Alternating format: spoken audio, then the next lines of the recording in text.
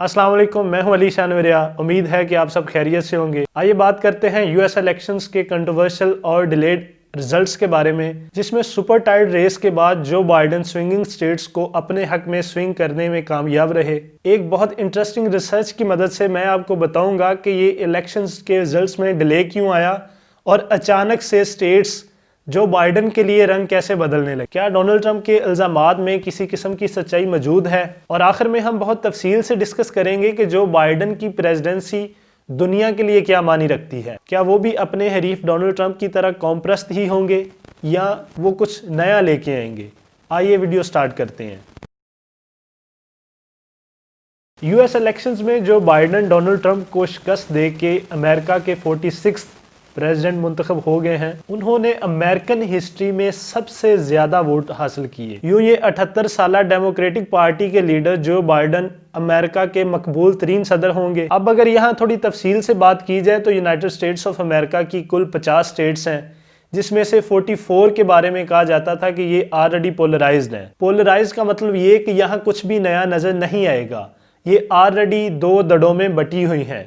For example अगर पाकिस्तान से compare किया जाए तो इसका ये मतलब होगा कि जैसे लाहौर, गुजरांवाला और शेखुपुरा, ये रीजन तकरीबन नून लीग, प्रो नून लीग है। और इसी तरह सिंध में कुछ इलाके जो हैं वो प्रो पाकिस्तान पीपल पार्टी हैं। इन 44 स्टेट्स के अलावा 6 स्टेट्स ऐसी हैं जो फैसला कुन साबित होती हैं। ये अपना झुकाव बदलती रहती हैं, कभी डेमोक्रेट्स की तरफ तो कभी रिपब्लिकन्स की तरफ। जिस तरफ इनका झुकाव उसी तरफ प्रेसिडेंसी का झुकाव। ये स्टेट्स हैं Wisconsin, Michigan, Pennsylvania, north Carolina, Arizona and Florida. Election से पहले ये ख्याल किया जा रहा था कि इनमें से अगर जो बाइडेन फ्लोरिडा और पेंसिल्वेनिया ये दो स्टेट्स जीत जाते हैं, जो कि सबसे बड़ी स्टेट्स हैं और इन दोनों के कंबाइंड 49 इलेक्टोरल वोट्स हैं, अगर वो ये दो स्टेट्स जीत जाते हैं तो वो इलेक्शन जीत जाएंगे। 2016 के इलेक्शन में ये स्टेट्स ट्रंप ने जीती थी, मगर इस दफ़ा ट्रंप की कोविड-19 को लेके नाकाम पॉलिसियों, मजहबी तासुब और कौमी तासुब कुछ ऐसे फैक्टर्स हैं जिन्होंने डेमोक्रेट्स को यहाँ पे फ़ायदा दिया और इन 6 में से 4 स्टेट्स में डोनाल्ड ट्रंप को शिकस्त हुई।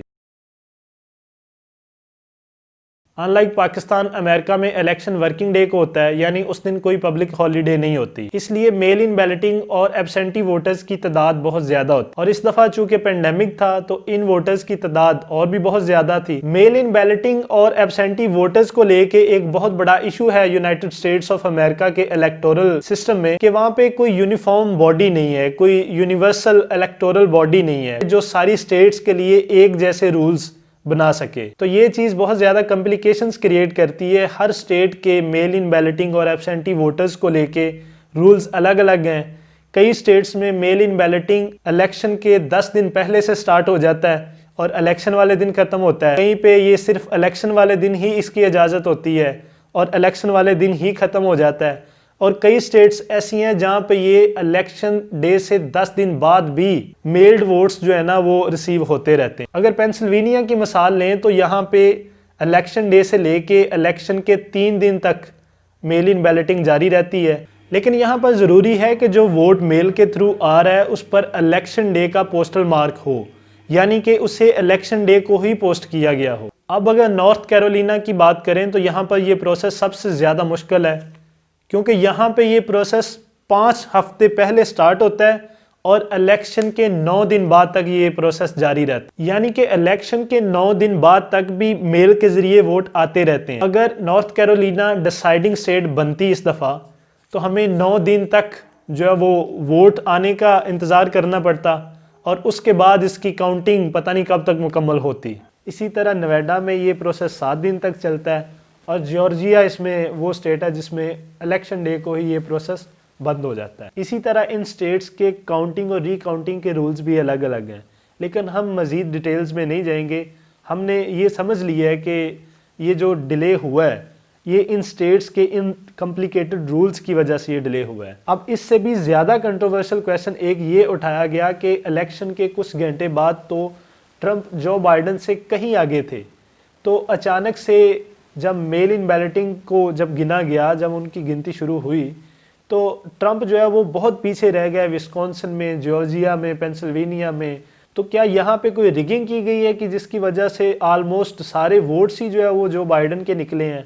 اس مسٹری کو دور کرنے کے لیے جب میں نے ریسرچ کی تو مجھے ایک آرٹیکل ملا جو کہ کافی ڈیٹیلز دے رہا ہے کہ ایکچوئل میں یہاں پہ کیا ہوا ہے۔ الیکشن سے کچھ دن پہلے ایک رپورٹ آئی تھی جس کے مطابق 30% ٹوٹل رجسٹرڈ ووٹرز جو ہے وہ ووٹ بائی میل کرنا چاہتے تھے، اور 43% ایسے لوگ تھے جو الیکشن ڈے کو فزیکلی وہاں جا کے ووٹ کرنا چاہتے تھے، اور 21% لوگ ایسے تھے جو ارلی ان پرسن ووٹ کرنا چاہتے تھے۔ ہم اس گراف کی مدد سے ٹرمپ اور بائیڈن کے ٹوٹل ووٹرز کو کمپیئر کریں گے، جس سے ہمیں پتہ چلتا ہے کہ ٹرمپ کے ٹوٹل ووٹرز میں سے 11% لوگ ایسے تھے جو بائی میل ووٹ کرنا چاہتے تھے، 20% لوگ ایسے تھے جو ارلی ان پرسن ووٹ کرنا چاہتے تھے، اور 66% ووٹرز ایسے تھے جو فزیکلی الیکشن ڈے کو وہاں جا کر ووٹ کرنا چاہتے تھے۔ جبکہ اگر بائیڈن کو دیکھا جائے تو بائیڈن کے 47% ووٹرز ایسے تھے جو بائی میل ووٹ کرنا چاہتے تھے۔ اب یہاں پہ آپ کمپیئر کر سکتے ہیں 11% اور 47%۔ اس کے علاوہ 21% ووٹ ایسے تھے جو ارلی ان پرسن ووٹ کرنا چاہتے تھے، اور 26%، صرف 26% لوگ ایسے تھے جو فزیکلی ووٹ کرنا چاہتے تھے۔ اب آپ خود یہاں پہ اندازہ لگا لیں کہ 47% اور 11% میں کتنا فرق ہے۔ یہاں پہ یہ بات تو کلیئر ہے کہ میل ان بیلٹنگ کی گنتی شروع ہوتے ہی سٹیٹس جو ہے وہ اچانک سے لال سے نیلی کیوں ہوئی، اس کا ہمیں آنسر تو یہاں پہ مل رہا ہے۔ اب یہاں سے اس ویڈیو کا سب سے امپورٹنٹ اور کروشل پارٹ سٹارٹ ہوتا ہے۔ اب ہم بات کریں گے کہ جو بائیڈن کے آنے کی وجہ سے، ٹرمپ کو ریپلیس کرنے کی وجہ سے دنیا پر کیا اثرات پڑیں گے۔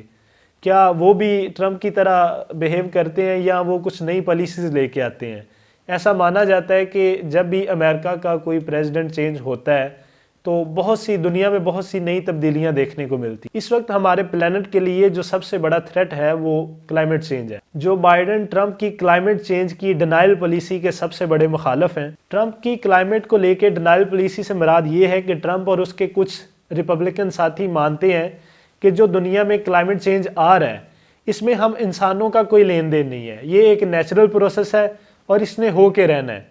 سو ہمیں کاربن امیشن اور جو فوسل فیولز ہم یوز کر رہے ہیں، جو ہم ان کی کنزپشن کر رہے ہیں، اسے نہیں روکنا چاہیے کیونکہ یہ ہماری اکانومی کے لیے بہت زیادہ امپورٹنٹ ہے۔ سو وہ اکانومی پہ فوکس کرتے ہیں، نہ کہ اس کیپٹل اکانومی کی وجہ سے کلائمیٹ چینج پر پڑنے والے اثرات۔ جبکہ ڈیموکریٹس اور جو بائیڈن کی سوچ اس کے اپوزٹ ہے، وہ سمجھتے ہیں کہ کلائمیٹ چینج ایک بہت بڑا تھریٹ ہے ہمارے پلانٹ کے لیے۔ جو بائیڈن آنے والی فیوچر جنریشنز کے لیے اس دنیا کو ایک بیٹر پلیس بنانا چاہتے ہیں۔ جو بائیڈن اپنی سپیچز میں کسی نیو ڈیل کا ذکر کرتے ہیں جس کے ذریعے وہ کاربن امیشن کو کم سے کم کرنا چاہتے ہیں۔ جو بائیڈن گرین اکانومی پر $2 ٹریلین لگانا چاہتا ہے جس میں کلین انرجی، انفراسٹرکچر اور کمیونٹی ڈیولپمنٹس وغیرہ شامل ہیں۔ اس کے علاوہ وہ پیرس ڈیل کے حمایتی ہیں، وہ پھر سے پیرس ڈیل کا حصہ بننا چاہتے ہیں۔ پیرس ڈیل ایک ایسے معاہدے کا نام ہے جو کلائمیٹ چینج کو کاؤنٹر کرنے کے لیے UN ریکگنائزڈ آلموسٹ تمام کنٹریز کے درمیان پیرس میں طے پایا تھا، جس میں تمام کنٹریز نے اس معاملے میں اپنی اپنی ذمہ داری اٹھانے کا فیصلہ کیا تھا۔ جو بائیڈن کے الیکشن ایجنڈا میں پروٹیکشن آف مسلم رائٹس بھی شامل تھا۔ جو بائیڈن نے امریکن مسلم سے ایک وعدہ کیا تھا کہ ان کی رجیم میں ان کی وائسز کو اگنور نہیں کیا جائے گا۔ وہ امریکہ کو ریشل اور ریلیجیس ڈسکریمنیشن سے پاک ایک سیف زون بنانا چاہتے ہیں جہاں پہ مسلمانوں کے تمام فنڈامنٹل رائٹس کو پروٹیکٹ کیا جائے گا۔ اس کے علاوہ وہ مسلمانوں کے لیے کئی دفعہ جو ہے وہ اچھے الفاظ یوز کر چکے ہیں۔ Be proud. Be really proud. I really mean it. I promise you, as president, Islam is going to be treated like it should be, like every other major confessional faith. Joe Biden اسلام اور Muslims کے لیے Trump سے کہیں زیادہ بہتر خیالات رکھتے ہیں، اور یہی وجہ ہے کہ امریکہ میں بسنے والے مسلمز میں سے 69% مسلمز نے جو بائیڈن کو ووٹ کاسٹ کی ہے۔ جو بائیڈن ٹرمپ کی قوم پرست اور تنگ نظر امیگریشن پالیسیز کی مخالفت کرتا ہے اور امریکہ کو امیگرینٹس کے لیے ویلکمنگ پلیس بنانا چاہتا ہے۔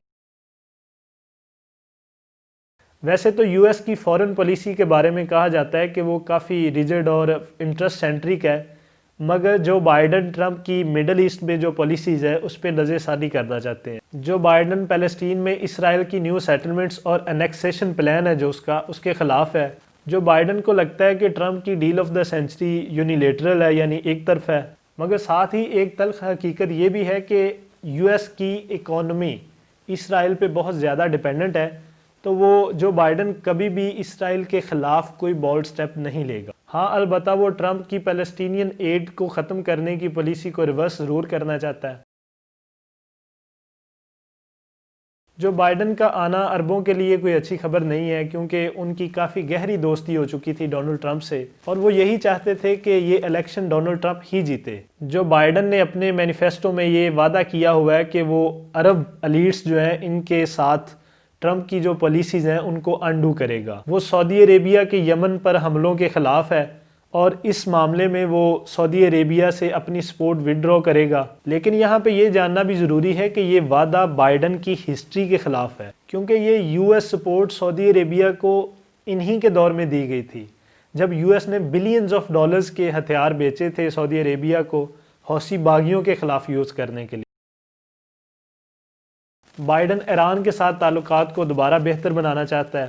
وہ U S Iran nuclear deal جو کہ 2015 میں ایران اور انہی کی رجیم کے درمیان ہوئی تھی، وہ اس کو ریسٹور کرنا چاہتا ہے. 2018 میں ٹرمپ رجیم میں ایران اور یو ایس کے درمیان کافی زیادہ کشیدگیاں شروع ہوئیں، جس میں ٹرمپ نے اس ڈیل سے ایگزٹ کیا اور ایران پہ بہت زیادہ سینکشنز لگا دی گئی. اور 2020 میں بھی ایران اور یو ایس اے کے درمیان کشیدگی کافی زیادہ بڑھی، اور اب یہ ری نیگوشیٹ کرنا چاہتا ہے ایران کے ساتھ، وہ ساری کشیدگی کو ختم کرنا چاہتا ہے. اس کے لیے یو ایس کو ایران سے سینکشنز ہٹانی پڑیں گی، جس کے لیے بائیڈن جو ہے وہ ولنگ ہے. جو بائیڈن کی ایران کے متعلق یہ جو خواہش ہے، اس کو لے کے اسرائیل اور عرب ممالک میں بہت ان ویلکمنگ ریئیکشنز ملے. اسرائیل بائیڈن کی اس خواہش کو بیوقوفی سمجھتے ہیں، اور وہ سمجھتے ہیں کہ ری نیگوشیشن اور ڈیل کا ریسٹور کرنا جو ہے یہ ایک دن اسرائیل اور ایران کے درمیان جنگ کا ماحول جو ہے نا وہ بنا سکتا ہے. لیکن اگر ہم خطے کے لحاظ سے دیکھیں تو یہ ایک کارآمد اقدام ثابت ہو سکتا ہے، کیونکہ اس سے خطے میں ریجن میں جو ہے نا وہ ایک بیلنس آف پاور آئے گا. اگر ہم مودی اور جو بائیڈن کو دیکھیں تو ان کی آپس میں اتنی کیمسٹری نہیں ملتی جتنی کہ مودی اور ٹرمپ کی ملتی تھی، کیونکہ دونوں پاپولسٹ لیڈر تھے. جو بائیڈن کئی دفعہ مودی کی ڈسکریمنیٹری جو پالیسیز ہیں اس کو کرٹیسائز کر چکے ہیں. Joe Biden Jammu and Kashmir میں ہونے والے ظلم کو جو ہے وہ کافی زیادہ کنڈیم کرتا ہے، اور یہی مطالبہ کرتا ہے کہ وہاں پہ لوگوں کے جو رائٹس ہیں ان کو ریسٹور کیا جائے. اب یہ جو وہ تنقید کرتے ہیں یہ ہیومنٹیرین گراؤنڈز پہ ہے، اور یہ صرف تنقید کی حد تک، اس کے متعلق کوئی خاص سٹیپ نہیں لیا جائے گا، کیونکہ انڈیا نہ صرف اکانومیکلی ان کے لیے امپورٹنٹ ہے بلکہ وہ ان کا اسٹریٹجک الائے بھی ہے. جو ایک کولڈ وار شروع ہو چکی ہے چائنا اور یو ایس کے درمیان، اس میں انڈیا ان کے لیے کافی زیادہ امپورٹنٹ ہے. اگر ہم پاکستان کی بات کریں تو پاکستان کو لے کے کوئی بڑا چینج نظر نہیں آئے گا. وائٹ ہاؤس میں پاکستان کے لیے کوئی بڑی پالیسی نہیں ہے. پاکستان کو افغانستان میں جو طالبان کے ساتھ مذاکرات چل رہے ہیں اسی مد میں دیکھا جائے گا.